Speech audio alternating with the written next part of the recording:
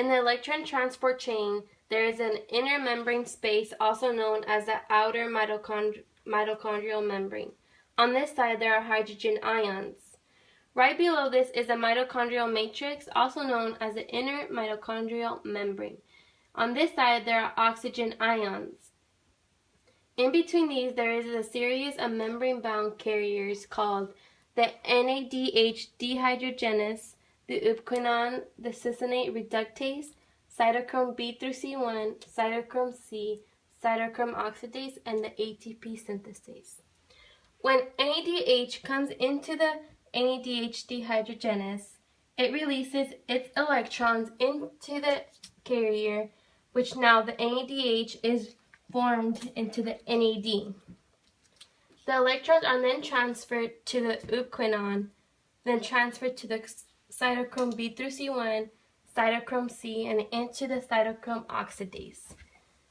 The same thing happens for FADH2 when it comes into the reductase. The electrons are then carried out, which FADH then is formed into the FAD. Electrons are then transported into the cytochrome B through C1, cytochrome C, cytochrome oxidase. Now, when this part happens, there are now 4 electrons. In order for this to form, there must be 4 hydrogen ions and 2 oxygen ions that come together and form a water molecule.